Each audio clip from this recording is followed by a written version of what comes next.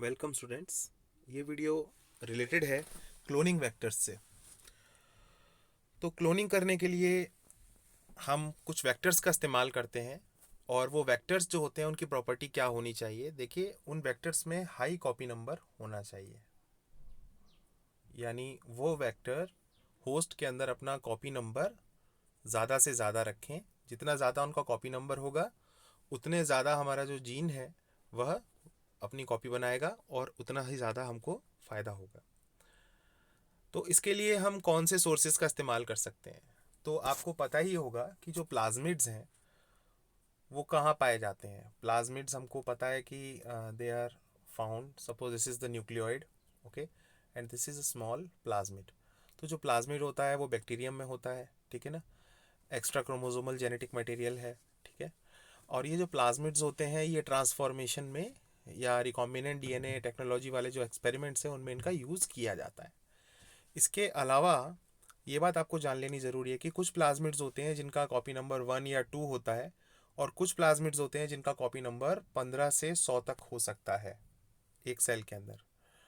तो जिन प्लाज्मिड्स का copy number बहुत ज़्यादा होता है उन प्लाज्मिड्स में अगर आप किसी रिकॉम्बिनेंट डीएनए को, ठीक है ना, उन प्लाज्मिड के में आप ये बना लीजिए, उन प्लाज्मिड्स का यूज़ रिकॉम्बिनेंट डीएनए बनाने के लिए अगर आप करते हैं या उन प्लाज्मिड्स में आप किसी फॉरेन जीन को ऐड करते हैं तो आपका जो फॉरेन जीन है उसके हाई कॉपी नंबर्स बनने के पूरे चांस हैं। तो आप ऐसे प्लाज्मिड्स का यूज़ करते हैं जिनका कॉपी नंबर हाई होता है, ठीक है। ऐसे ही आप बैक्टीरियोफेज के बारे में जानते हैं कि जो बैक्टीरियोफेज होते हैं ये अटैक करते हैं किस पर, बैक्टीरिया पर। तो बैक्टीरियोफेज क्या करते हैं, अपना जो जीनोम है, जो अपना जेनेटिक मटेरियल है उसको इंट्रोड्यूस कर देते हैं किसी बैक्टीरियम के अंदर और उसके बाद उसका जो डीएनए है या उसका जो जीनोम है बैक्टीरियोफेज का, उसका भी आप देखेंगे कि हाई कॉपी नंबर होता है, यानी वह अपनी मल्टीपल कॉपीज़ बना लेता है होस्ट के अंदर यानी बैक्टीरियम के अंदर। तो इतने ज़्यादा हाई कॉपी नंबर्स के कारण हमारे लिए बैक्टीरियोफेज और प्लाज्मिड्स ये दोनों बहुत बढ़िया वेक्टर्स के तौर पर काम करते हैं, है ना। प्लाज्मिड्स एंड बैक्टीरियोफेज दोनों। तो बस हमें ध्यान रखना है they must have high copy number. तो बैक्टीरियोफेज के भी हाई कॉपी नंबर होते हैं और ऐसे प्लाज्मिड्स को भी हम जानते हैं जिनके हाई कॉपी नंबर होते हैं। जितने ज़्यादा कॉपी नंबर उतनी ज़्यादा कॉपीज़ हमारे रिकॉम्बिनेंट डीएनए की बनेंगी। So if we are able to link an alien piece of DNA with the bacteriophage or plasmid DNA, we can multiply its numbers equal to the copy number of the plasmid or bacteriophage। तो आप अगर bacteriophage के DNA के साथ आप किसी foreign DNA को add कर दो, ठीक है ना, या आप किसी प्लाज्मिड के साथ किसी फॉरेन डीएनए को ऐड कर दो तो आप क्या बना देंगे, रिकॉम्बिनेंट डीएनए। और जितना ज़्यादा इस प्लाज्मिड का कॉपी नंबर होगा उतना ज़्यादा ये जो डीएनए है हमारा अपनी कॉपी बनाएगा और उतना ही हमको इसमें फ़ायदा होगा, सक्सेस हम पा पाएंगे। तो जो आज के ज़माने में वेक्टर्स यूज़ होते हैं उनको कुछ इस तरह से बनाया जाता है कि आसानी से हम फॉरेन डीएनए को उनके अंदर इंट्रोड्यूस कर सकें और फिर उसके बाद रिकॉम्बिनेंट्स और नॉन रिकॉम्बिनेंट्स का सिलेक्शन ईजिली कर सकें। तो ऐसे ही एक वेक्टर की स्टडी हम करने जा रहे हैं that is called as PBR322। तो इसमें कौन कौन से वेक्टर के अंदर कौन कौन से फीचर्स होने चाहिए ये आप पहले पढ़ लो, फिर मैं समझाता हूँ PBR322 का पूरा स्ट्रक्चर। तो किसी भी एक क्लोनिंग वेक्टर के अंदर सबसे पहले तो एक होना चाहिए origin of replication. Because origin of replication अगर होगा तो वो वेक्टर ईजिली अपना रेप्लिकेशन करेगा किसी भी होस्ट के अंदर। और अगर हमारा फॉरेन डीएनए उस वेक्टर के अंदर प्रेजेंट है तो उसकी भी मल्टीपल कॉपीज आसानी से बनेंगी।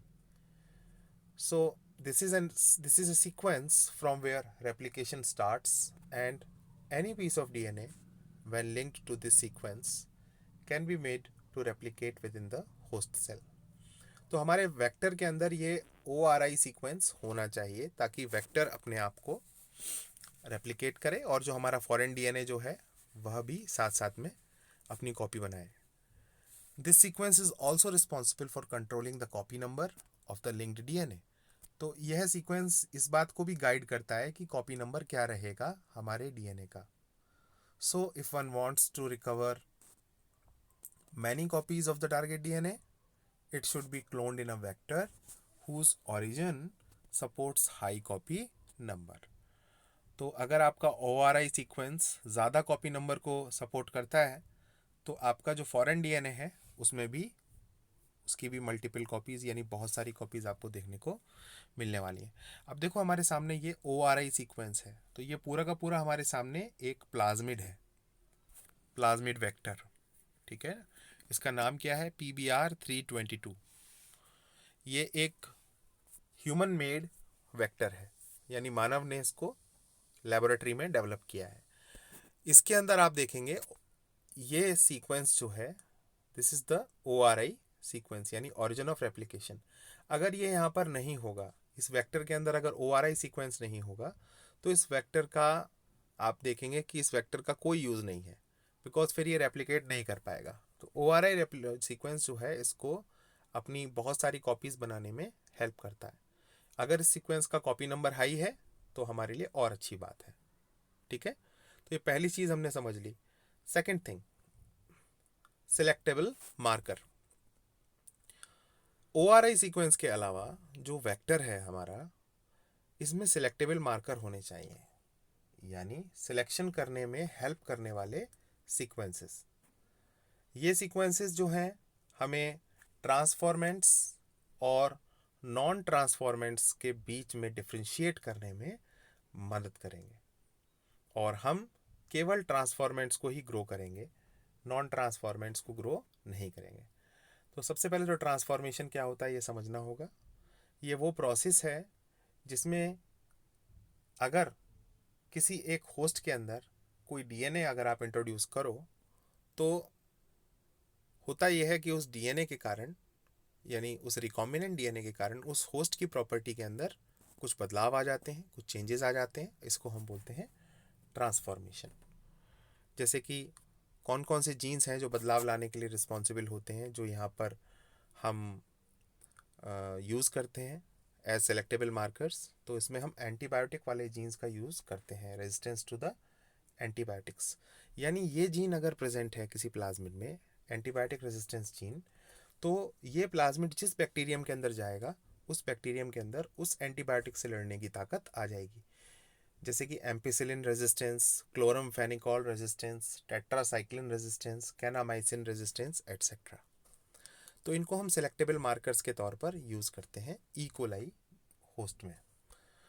The normal E coli sales do not carry resistance against any of these antibiotics. यानी जो आम तौर पर हमें नेचर में ई कोलाई सेल्स देखने को मिलते हैं उनमें इन एंटीबायोटिक्स से लड़ने की क्षमता नहीं होती। लेकिन अगर हम इन प्लाज्मिड्स को बनाएं, इन प्लाज्मिड्स में देखो हमारे सामने आपको दिखाई दे रहा है, इस प्लाज्मिड में PBR322 में आपको दिखाई दिया AMPR एंड TETR, यानी ये जो सीक्वेंस है यहाँ से लेके यहाँ तक, ये वाला सीक्वेंस ये एम्पिसिलिन रेजिस्टेंस के लिए है, और ये दूसरा वाला सीक्वेंस जो है इसको मैं ग्रीन कलर से बता रहा हूँ, ये वाला, this sequence is responsible for tetracycline resistance.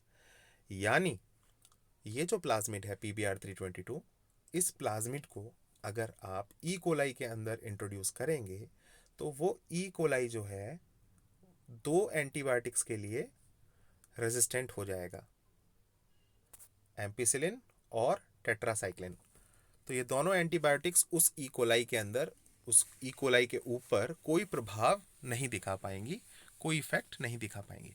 तो ऐसा ई कोलाई जिसके अंदर ये प्लाज्मिड चला गया है और वह ई कोलाई अब अपनी प्रॉपर्टी चेंज कर चुका है, यानी वह एंटीबायोटिक्स के लिए रेजिस्टेंट हो गया है, ऐसे ई कोलाई को हम क्या बोलेंगे? ट्रांसफॉर्मेंट। तो ये बात आपके समझ में आई होगी, ट्रांसफॉर्मेंट कैसे हो गया वो, बिकॉज उसके पास ऐसे जीन आ गए, ऐसे सीक्वेंसेस आ गए उसके पास जो उसको एंटीबायोटिक रेजिस्टेंस देने में मदद करते हैं, और इस कारण से उसकी प्रॉपर्टी अब चेंज हो गई, वो एंटीबायोटिक से नहीं डरता। तो इस तरह के सीक्वेंसेस को हम बोलते हैं सिलेक्टेबल मार्कर्स। ये सिलेक्टेबल मार्कर हमारे जो क्लोनिंग वेक्टर है उसमें होने चाहिए, जो कि हमको मदद करते हैं। मैं अभी आपको आगे समझाऊंगा कैसे हमारी ये हेल्प कर रहे हैं। तो अभी तक आपने दो चीज़ें समझ ली, origin of replication and selectable markers. Next, cloning sites. In order to link the alien DNA, the vector needs to have very few, preferably single recognition sites for the commonly used restriction enzymes. तो अगर आप ये चाहते हैं कि जो alien DNA है वह वेक्टर के साथ प्रॉपर तरीके से जुड़े हैं, तो उसके लिए कहीं ना कहीं जो रिस्ट्रिक्शन एंडोन्यूक्लियस एंजाइम है उनको आपको उनको रिकॉग्नाइज करने वाले सीक्वेंसेस भी डालने पड़ेंगे, है ना। तो देखो यहाँ ध्यान से आप देखो, इको R1 को आइडेंटिफाई करने वाला सीक्वेंस यहाँ पर प्रेजेंट है। CLA1 is a restriction endonuclease, उसका सीक्वेंस यहाँ पर डाला गया है। HIND3 इसका सीक्वेंस यहाँ पर डाला गया है। BAMH1 इसका सीक्वेंस यहाँ पर है। SAL1 का सीक्वेंस यहाँ पर है। PVU2, PST1 and PVU1। तो आप देख रहे हो इस प्लाज्मिड के अंदर, जो कि एक प्लाज्मिड वेक्टर है, इसमें आपको बहुत सारे रिस्ट्रिक्शन एंडोन्यूक्लियस एंजाइम के साइट्स आपको यहाँ पर दिखाई दे रहे हैं। एक बात और आपको दिखाई दे रही है कि हर एंजाइम का केवल एक ही साइट है, कोई भी रिपीट नहीं हो रहा है। जैसे कि यहाँ पर आप देखें, इको R1 का एक ही साइट है, CLA1 का एक ही साइट है, HIND3 का भी एक ही साइट है। तो आपके ऊपर अब यहाँ पर चॉइस है आप कौन सा एंजाइम यूज़ करेंगे। सपोज मैं इको R1 यूज़ करता हूँ, तो इको R1 को यूज़ करने से मेरा ये प्लाज्मिड कहाँ से कट होगा, मैं रेड कलर से आपको दिखा रहा हूँ। ये जो प्लाज्मिड है यहाँ से कट होगा, ठीक है ना, और ये इस तरह से खुल जाएगा, यहाँ से इस तरह से ऐसे खुल गया ये। अब इसी इको R1 से अगर मैं टारगेट डीएनए को भी कट करूं तो वो डीएनए भी खुल जाएगा, ठीक है। और सेम टारगेट डीएनए, क्योंकि हमने अपने वेक्टर को भी उसी से कट किया है इको R1 से, और टारगेट डीएनए को भी इको R1 से कट किया है, तो क्या होगा, हमारा जो टारगेट डीएनए है उसमें स्टिकी एंड्स बन जाएंगे यहाँ पर, और हमारे इस वेक्टर में भी स्टिकी एंड्स बन गए। और फिर जब हम डीएनए लाइगेज के साथ इन दोनों को साथ में रखेंगे तो हमारा देखो अब क्या बन गया, एक रिकॉम्बिनेंट डीएनए बन गया। और डीएनए कहाँ पर ऐड हुआ है, रिकॉम्बिनेंट ऊपर इको R1 वाली साइट पर ही, यहीं पर डीएनए अपना ऐड होगा, रिकॉम्बिनेंट डीएनए। तो ये हमारे ऊपर है कि हम रिकॉम्बिनेंट डीएनए कहाँ पर ऐड करना चाहते हैं। जिस लोकेशन पर हम रिकॉम्बिनेंट डीएनए ऐड करना चाहते हैं उस वाले रिस्ट्रिक्शन एंजाइम का हम इस्तेमाल करेंगे। जैसे कि एक और एग्जांपल देता हूँ, सपोज मैं BAMH1 का यूज़ करता हूँ। तो अगर मैं BAMH1 का यूज़ करूँगा तो मेरा जो रिस्ट्रिक्शन साइट है वो कहाँ पर होगा, टेट्रासाइक्लिन रेजिस्टेंस वाले सीक्वेंस में, यहाँ पर इसका रिस्ट्रिक्शन साइट है। तो मेरा जो फॉरेन डीएनए आएगा वो किधर आएगा, किधर लगेगा, यहीं पर लगेगा, टेट्रासाइक्लिन रेजिस्टेंस वाले जीन के बीच में। अब सोचो, टेट्रासाइक्लिन रेजिस्टेंस का जो जीन है उसमें आकर के बीच में मेरा फॉरेन डीएनए ऐड हो गया, तो क्या ये जीन फंक्शनल रहेगा? आंसर है नो, बिकॉज ये जीन तो फंक्शनल तभी रहता ना जब ये पूरा का पूरा इंटैक्ट रहता। अभी क्या हुआ, इस जीन के हो गए दो पार्ट। ध्यान से देखो, ये मेरा प्लाज्मिड था, यहाँ पर मेरा टेट्रासाइक्लिन रेजिस्टेंस का जीन था, ठीक है। अब मैंने यहाँ पर कट किया है कौन से एंजाइम से, BAMH1, अंडरस्टैंड। तो अब क्या होगा, यहाँ पर कट आ गया, ये खुल गया, और मैंने इसी सेम एंजाइम से फॉरेन डीएनए को भी कट किया है, तो उसमें भी स्टिकी एंड बन गए और इसमें भी स्टिकी एंड बन गए, और मेरा फॉरेन डीएनए फिर मैंने डीएनए लाइगेज के साथ इस मिक्सचर में ऐड कर दिया। तो क्या होगा, फॉरेन डीएनए इसी लोकेशन पर ऐड हो जाएगा। टेट्रासाइक्लिन रेजिस्टेंस का आधा जीन इधर है और आधा इधर रह गया, तो ऐसे में टेट्रासाइक्लिन रेजिस्टेंस वाला जीन इनएक्टिवेट हो गया, अब वो काम नहीं करेगा। तो अगर मैं BAMH1 यूज़ करूँगा तो टेट्रासाइक्लिन रेजिस्टेंस वाला जीन काम नहीं करेगा, लेकिन एम्पिसिलिन वाला काम करेगा, बिकॉज उसमें हमने एडिशन कुछ नहीं किया है, वो तो इंटैक्ट है पूरा का पूरा। तो ऐसे में हमारा जो रिकॉम्बिनेंट प्लाज्मिड है उसमें एक एंटीबायोटिक का रेजिस्टेंस ठीक है और एक अभी काम नहीं कर रहा है, अगर हमने ये वाला एंजाइम यूज़ किया है। अब इसको अगर हम होस्ट के अंदर भेज दें, किसी ई कोलाई के अंदर भेज दें इसी प्लाज्मिड को, ये प्लाज्मिड आ गया ई कोलाई के अंदर, ठीक है, ये रहा ई कोलाई का नॉर्मल डीएनए और ये रहा प्लाज्मिड, ये आ गया प्लाज्मिड। तो अब ये प्लाज्मिड आने पर इस ई कोलाई पर क्या फ़र्क पड़ेगा? इस ई कोलाई पर यह फ़र्क पड़ेगा, क्या ये ट्रांसफॉर्म हो जाएगा? आंसर है यस, ट्रांसफॉर्म तो हो जाएगा। तो ये कौन से एंटीबायोटिक में रह सकता है? ये एम्पिसिलिन एंटीबायोटिक में तो रह सकता है हमारा ई कोलाई, लेकिन ये टेट्रासाइक्लिन में नहीं रह सकता, क्योंकि टेट्रासाइक्लिन रेजिस्टेंस इसके पास नहीं है। कारण क्या है? कारण ये है कि हमने टेट्रासाइक्लिन रेजिस्टेंस वाली जगह पर ही इंसर्ट फॉरेन डीएनए का लगाया है।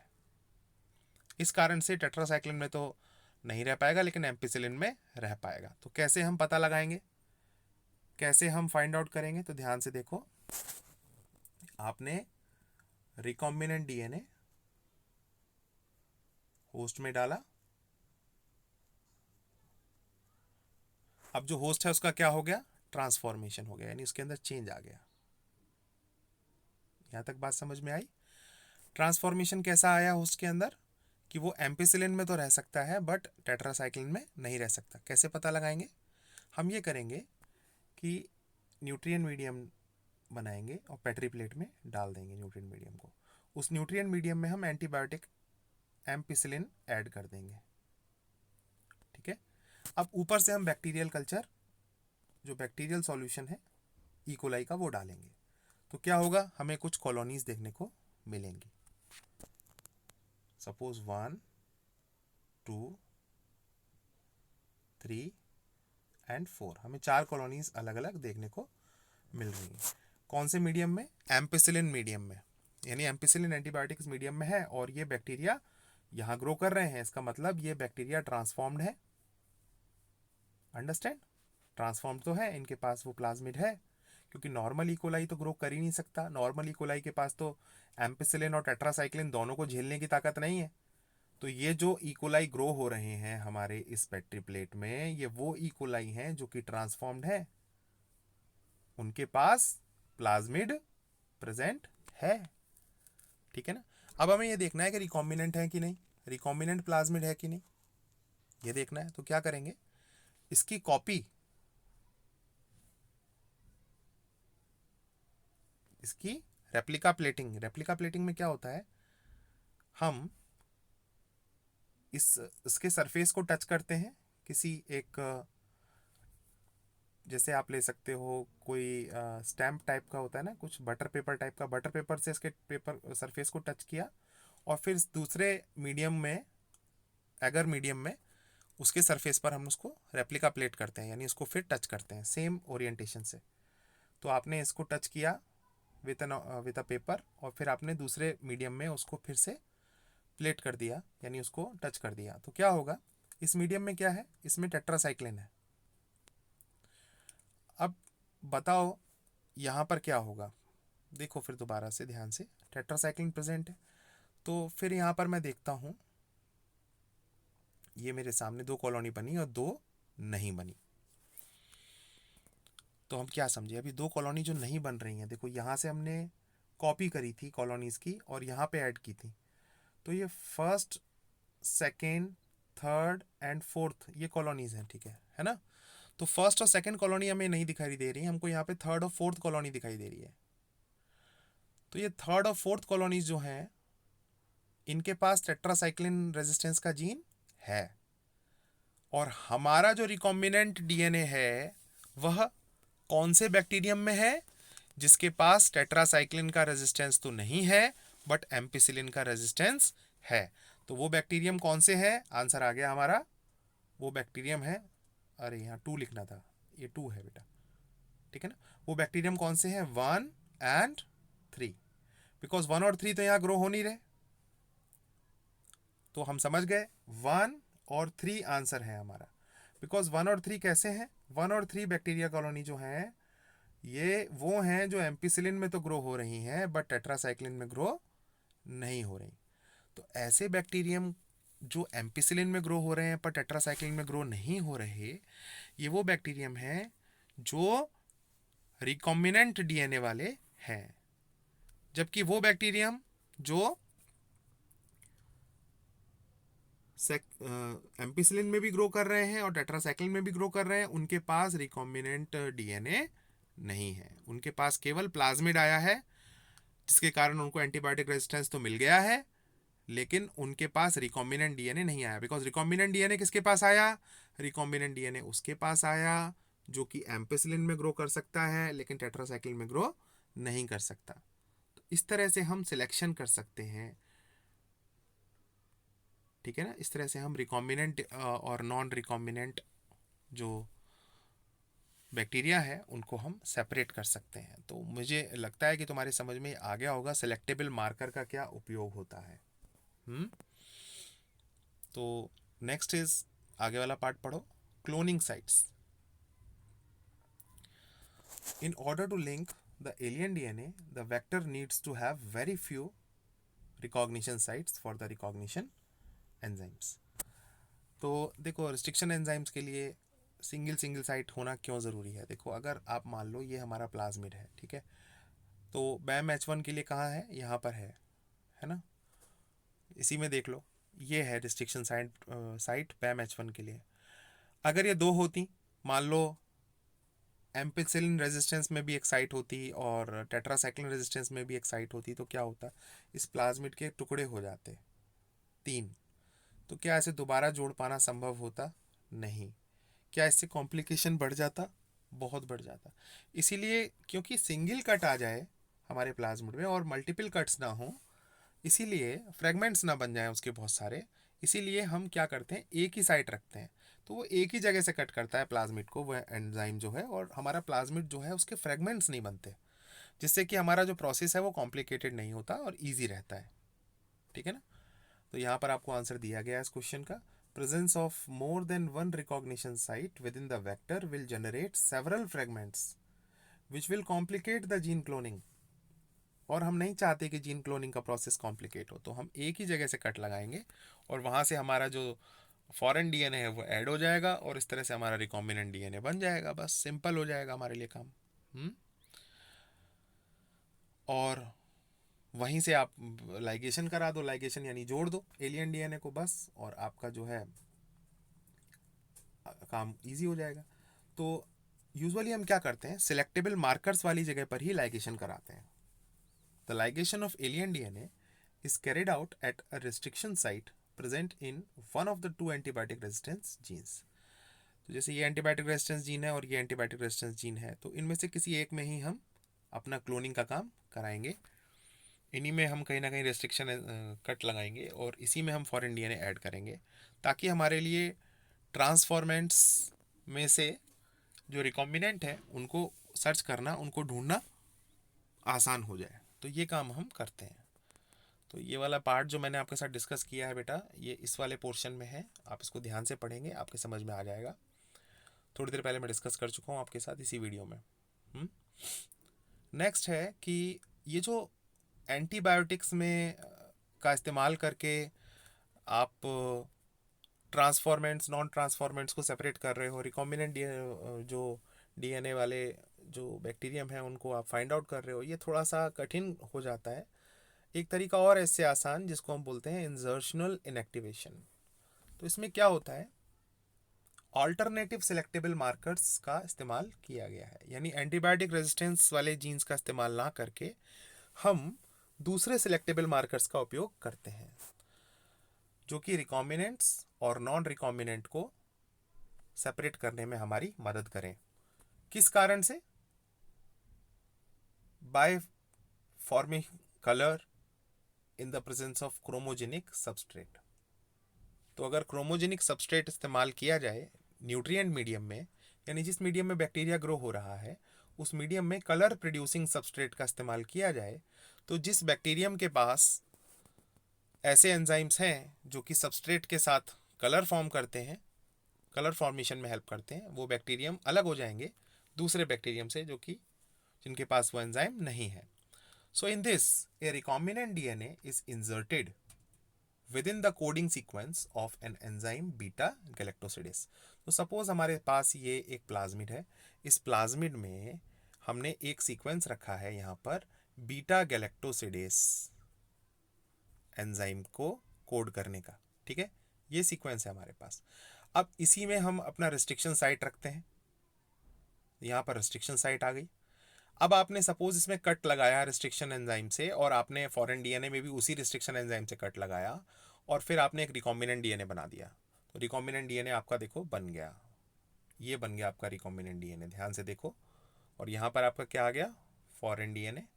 और इसके दाएं बाएं क्या है?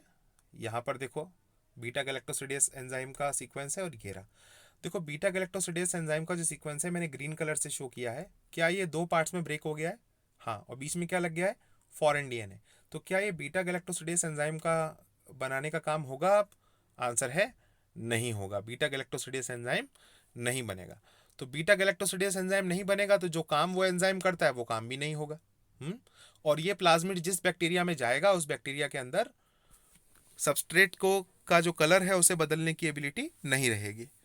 तो इसके कारण देखो यहाँ पढ़ते हैं, this results in the inactivation of gene for the synthesis of beta galactosidase enzyme, and this is called as insertional inactivation. Because आपने एक इंजर्ट लगा दिया उस एंजाइम के सीक्वेंस में, और वो इंजर्ट लगने के कारण अब वो एंजाइम नहीं बनेगा. इसे हम इंजर्शनल इनएक्टिवेशन कहेंगे. तो अगर आप मान लीजिए ऐसे बैक्टीरियम को जिसके अंदर वह प्लाज्मिड है जिसमें बीटा गैलेक्टोसिडेस एंजाइम काम नहीं कर रहा है, उसको आप एक ऐसे उसमें मीडियम में इस्तेमाल करेंगे जहाँ पर क्रोमोजेनिक सबस्ट्रेट प्रेजेंट है, तो आप आसानी से फाइंड आउट कर सकते हैं. The presence of chromogenic substrate gives blue coloured colonies if the plasmid in the bacteria does not have an insert. यानी प्लाज्मिड के अंदर अगर इंसर्ट नहीं है तो बीटा गैलेक्टोसिडेस काम करेगा, और अगर बीटा गैलेक्टोसिडेस काम करेगा तो ऐसा बैक्टीरियम जिसके पास बीटा गैलेक्टोसिडेस का सीक्वेंस इंटैक्ट है वह कैसा कलर देगा? उस मीडियम में ब्लू कलर देगा. और ऐसा बैक्टीरियम जिसमें बीटा गैलेक्टोसिडेस वाला इंसर्ट जो है लगा दिया गया है, बीटा गैलेक्टोसिडेस में ही आपने फॉरेन डीएनए ऐड कर दिया है, तो बीटा गैलेक्टोसिडेस का क्या हो गया है? इंजर्शनल इनएक्टिवेशन. और ऐसे केस में बीटा गैलेक्टोसिडेस अपना काम नहीं करेगा, और उस न्यूट्रिएंट मीडियम में आप देखेंगे कैसी कॉलोनीज बनेंगी? कलरलेस कॉलोनी बनेंगी. तो जो कलरलेस कॉलोनी है यही कॉलोनीज हमारे लिए महत्वपूर्ण है, क्योंकि यही रिकॉम्बिनेंट कॉलोनी है. रिकॉम्बिनेंट कॉलोनी कलरलेस नजर आ रही है. ठीक है ना, सिंपल सी बात है. देखो यहाँ देख लो एक बार फिर से. हमने एक पेट्री प्लेट ली, उस पेट्री प्लेट के अंदर मीडियम है, न्यूट्रिएंट मीडियम. इस न्यूट्रिएंट मीडियम में क्या है? Chromogenic substrate. ठीक है, क्रोमोजेनिक सबस्ट्रेट का मतलब क्या है कि जो न्यूट्रिएंट मीडियम के अंदर सबस्ट्रेट है, इस सबस्ट्रेट पर जब बैक्टीरिया ग्रो करेंगे तो अगर बैक्टीरिया के पास बीटा गैलेक्टोसिडेस एंजाइम है तो वो ब्लू कलर की कॉलोनी बनाएंगे.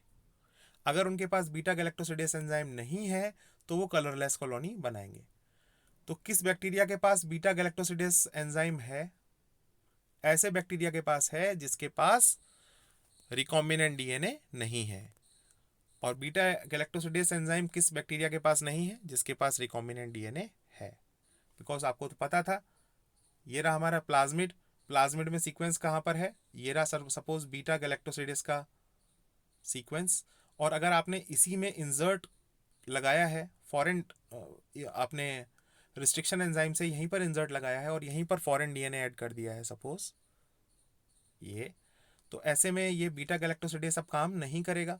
और यह प्लाज्मिड अगर किसी ई कोलाई के अंदर चला गया, देखो ये आ गया, ये प्लाज्मिड अब एक ई कोलाई के अंदर आ गया है, तो इस ई कोलाई का क्या हो गया? ट्रांसफॉर्मेशन, ये बदल गया. अब इस ई कोलाई में क्या एबिलिटी है? ये ई कोलाई जो है क्रोमोजेनिक सबस्ट्रेट के साथ कलर नहीं देगा. बिकॉज बीटा गैलेक्टोसिडेस होता तो ये कलर देता ग्रो करते हुए उस मीडियम में. ये ई कोलाई उस मीडियम में ग्रो करता, अपनी कॉलोनी बनाता और कॉलोनी कैसी होती, ब्लू कलर्ड। लेकिन अब इसके पास बीटा गैलेक्टोसिडेस एंजाइम तो है नहीं, तो क्या होगा, ये हमारा मीडियम है, पेट्री प्लेट है, पेट्री प्लेट के अंदर मीडियम पड़ा हुआ है, कॉलोनीज कुछ आ रही हैं ब्लू और कुछ कॉलोनीज कैसी आ रही हैं, कलरलेस कॉलोनी आ रही हैं। जैसे मैं कलरलेस कॉलोनी को यहाँ पर आपको दूसरे कलर से दिखा देता हूँ, चलो ग्रीन से दिखा देता हूँ, ठीक है ना। तो देखो जो ब्लू कलर कॉलोनी है, इनके पास कैसा प्लाज्मिड है, इनका प्लाज्मिड देखो ये रहा, इंटैक्ट है, यानी इनके पास रिकॉम्बिनेंट डीएनए नहीं है, ठीक है ना। और ये जो ग्रीन कलर कॉलोनी है, इनके पास कैसा प्लाज्मिड है, इनका जो प्लाज्मिड है उसमें रिकॉम्बिनेंट डीएनए है। और रिकॉम्बिनेंट डीएनए कहाँ पर प्रेजेंट है, जहाँ पर बीटा गैलेक्टोसिडेस का सीक्वेंस था। और इसके कारण क्या हुआ, ब्लू कलर अब नहीं आएगा, बिकॉज बीटा गैलेक्टोसिडेस ही ब्लू कलर लाने के लिए रिस्पॉन्सिबल था इस सबस्ट्रेट के यूटिलाइजेशन के लिए। तो अब हम आसानी से पहचान लेंगे ना कौन सी कॉलोनीज हैं जहाँ रिकॉम्बिनेंट डीएनए है, ये वाली कॉलोनीज हैं, ये वाली और ये वाली। और इसी से हम उस बैक्टीरियम को अलग कर लेंगे, उसको दोबारा से कल्चर करेंगे अलग से किसी और मीडियम में, और उसकी बहुत सारी कॉपीज बना लेंगे। तो कुछ इस तरह से हम क्रोमोजेनिक सबस्ट्रेट का इस्तेमाल करते हुए अपना काम कर सकते हैं। तो हमारे पास दो तरीके हो गए, एक तो हो गया हमारे पास क्रोमोजेनिक सबस्ट्रेट का इस्तेमाल, ठीक है, और एक हो गया हमारे पास एंटीबायोटिक सीक्वेंसेस का, एंटीबायोटिक रेजिस्टेंस का इस्तेमाल करना। तो दोनों तरीकों का हम प्रयोग कर सकते हैं और इस तरह से हम जो वेक्टर हैं उनको बनाते हैं। तो either you can use antibiotic resistance और you can use enzymes which help in producing colours with the chromogenic substrates. तो इस तरह से होता है। अब यहाँ पीबीआर का फुल फॉर्म देखो, ये ह्यूमन मेड प्लाज्मिड है। सबसे पहले तो ये समझ लो, पीबीआर का फुल फॉर्म ध्यान रखना, P for plasmid, B for Bolivar, BOLIVAR, ठीक है, and R for Rodriguez, Rodrigues है ना,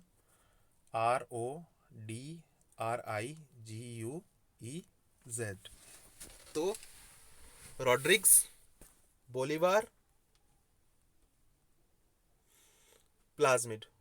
तो इस तरह से याद रखना, 322 कोड है इसका।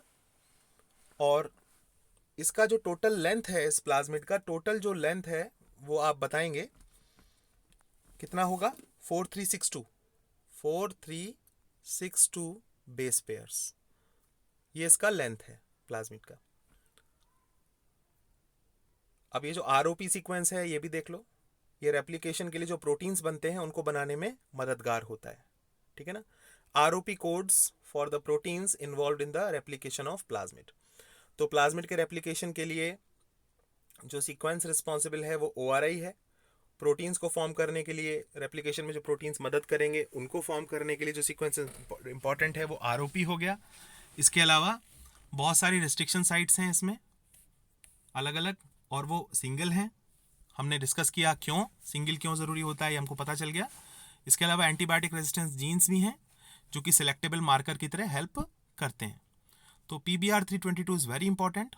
और इसका एक ऑल्टरनेट है, जो हम अगर हम एंटीबायोटिक रेजिस्टेंस वाले जीन यूज़ ना करें तो हम किसी क्रोमोजेनिक सबस्ट्रेट को के लिए एंजाइम के जीन्स को यूज़ कर सकते हैं। तो ऐसा कर सकते हैं। तो दो तरीके हैं।